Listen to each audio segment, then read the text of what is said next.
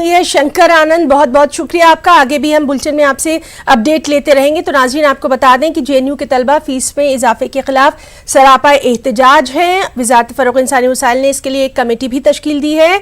आला इख्तियारात की कमेटी तलबा के साथ तबादला ख्याल करेगी। लगातार इस अहम खबर पर हमारी नज़र बनी हुई है। एक और अहम खबर, राज्यसभा अरकान पार्लिमान नज़ीर अहमद लावे और मीर मोहम्मद फैयाज ने पार्लियामेंट अहाते में एहतजाज किया। दोनों पीडीपी अरकान पार्लिमान हैं। इन दोनों का मुतालबा था जब माननीय गृह मंत्री जी ने कहा था जिंदगी कि माननीय सदस्य हिरासत में नहीं है, ये उनका वचन सत्य था।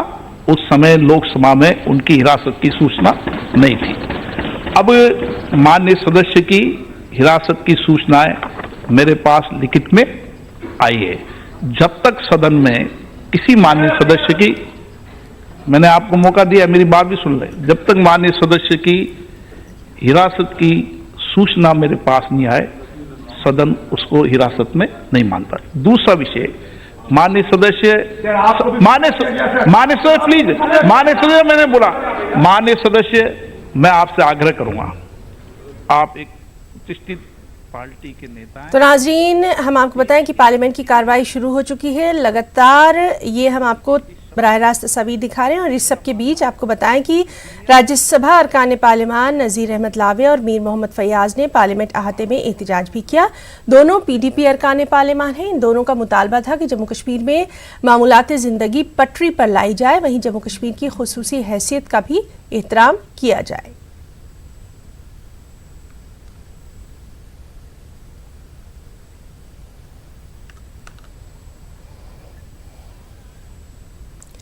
वादी कश्मीर में हालात मामूल पर लौट रहे हैं। श्रीनगर के लाल चौक और दीगर जगहों पर दुकानें और तिजारती मराकज़ खुलने लगे हैं। प्राइवेट गाड़ियां और छोटी बसें सड़कों पर रवा दवा हैं। मोबाइल, प्रीपेड और इंटरनेट खदमात फिलहाल बहाल नहीं की गई हैं। जम्मू कश्मीर के लेफ्टिनेंट गवर्नर गिरीश चंद्र मुर्मू आज श्रीनगर के दौरे पर हैं। मजीद ताज़ा हालात का वो वहाँ जायजा लेंगे और उसके बाद पुलिस के एक प्रोग्राम में शिरकत भी करेंगे।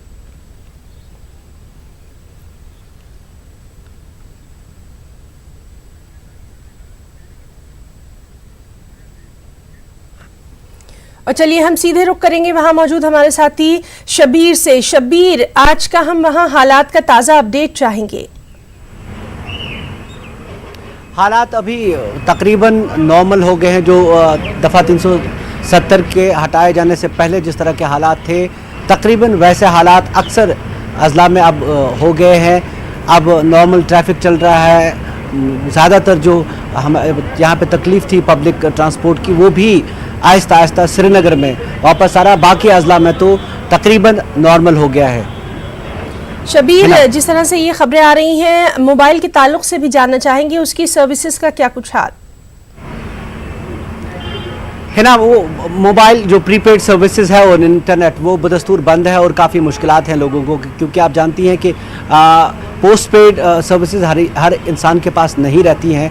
कुछ जो ऑफिशियल्स हैं उन्हीं के पास रहती हैं। और इंटरनेट के ताल्लुक से ये प्रोफेशनल्स को भी परेशानी है और आम लोगों को भी ये बदस्तूर बंद है ना।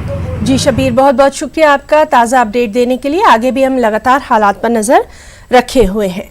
तो नाज़रीन, ये थे हमारे साथी शबीर जो कि बता रहे थे कि वहाँ पर हालात जो है मामूल पर लौट रहे हैं, ज़िंदगी रवा दवा है।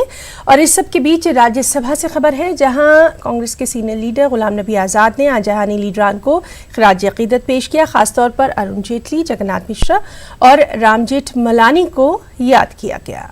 जो रेलवे मंत्री के रूप में से जगन्नाथ मिश्रा जी छोटे भाई थे अनिल मिश्रा के, जो रेलवे मंत्री के रूप में, सिटिंग रेलवे मंत्री के रूप में बम ब्लास्ट में उनकी हत्या हुई और उसके बाद सारा बोझ राजनीति का जगन्नाथ मिश्रा पर पड़ा। वो उन चंद लीडरों में थे जो अपर कास्ट में तो पैदा हुए थे, लेकिन पूरी राजनीति में उनको लीडर माना दलित ने, बैकवर्ड ने और माइनॉरिटीज ने। वो कभी भी अपर कास्ट के लीडर नहीं कहलाए गए। जहां तक अरुण जेटली जी का सवाल है, उनको व्यक्तिगत तौर पे मैं ज्यादा अच्छी तरह से जानता और कभी कभी हमारी जो खटास होती थी राजनीतिक, वो हमारे पर्सनल रिश्तों की वजह से वो मिठास में बदल जाती थी। मैं ये कहूँगा कि जगन्नाथ मिश्रा जी या जेटली जी ऐसे कुछ लोग होते हैं जो एक व्यक्ति या एक पार्टी का नुकसान नहीं होता है, देश का, समाज का नुकसान होता है। इसी तरह से सुखदेव सिंह लिमरा जो पहले अकाली दल के एमपी थे, बाद में कांग्रेस। दूसरी बात है, he is not in judicial custody, he is in preventive custody under Public Safety Act and his order can be revoked without judicial intervention. इनको जाना नहीं पड़ेगा कोर्ट में, वो जुडिशियल कस्टडी में नहीं है, सिर्फ आपका एक हुक्म चाहिए, because you are under constitutional obligation to ensure his participation in the house. आप उनका ही हक नहीं है। श्रीनगर के 20 लाख लोगों का हक है to be not be voiceless in this house. उनको ये हक है कि वो उनका जो प्रतिनिधि है, उनका जो नुमाइंदा है, वो यहाँ आके यहाँ जाए। एक मिनट दादा, कोई चर्चा की बात दादा, इसमें चर्चा की बात नहीं है। आपका एक ऑर्डर चाहिए गवर्नमेंट को कि उनके इंश्योर करें उनकी प्रेजेंस, फिर किस तरीके से करें वो अलग बात है। दादा आप भी बोल लो। I had given an adjournment motion today on the continued detention of Dr. Farooq Abdullah, former Chief Minister of Jammu and Kashmir, former Union Minister and presently a Lok Sabha member. Dr. Farooq Abdullah is 83 years old and he has been kept in preventive detention since August 5. The government has cited no reason excepting that he is detained under Public Safety Act along with his son and former Chief Minister Omar Abdullah and Mehbooba Mufti, also former Chief Minister of Jammu and Kashmir. Sir, Dr. Farooq Abdullah has always taken a stand for integration of Jammu and Kashmir. मान्य विषय आ गया, आप नहीं कोई बात है कानून की एक आदमी 3 महीने से जेल में है, आप थोड़ा सा धीरज नहीं रख सकते हैं, थोड़ा सा धीरज आपसे चाहिए। मैं चाहता हूं कि आइदर आप गवर्नमेंट को इंस्ट्रक्ट करें कि अभी अभी डॉक्टर फारूक अब्दुल्ला को रिहा कर जाए, रिहा किया जाए, नहीं तो आप होम मिनिस्टर को बुलाइए, वो स्टेटमेंट करे डॉक्टर फारूक अब्दुल्ला के डिटेंशन के बारे में। ये बड़ा चर्चा का बात नहीं है। कश्मीर एक पूरा जेल बन गया, वहां भी एप्पल पिकर्स उसको सर मैं ये सब नहीं उठाता है।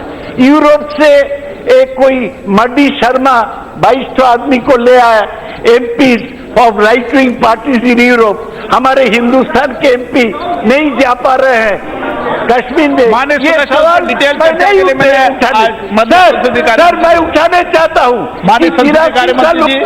Sir, whatever he has spoken about the Kashmir is becoming jail, that has to be expunged, sir. What is this? What message he is going to give to the international community? सदन की कार्रवाई से राहुल गांधी देखने के बाद उसे व्यवस्था दे दी जाएगी। श्री एच बसंत कुमार मान्य सदस्यगण, नो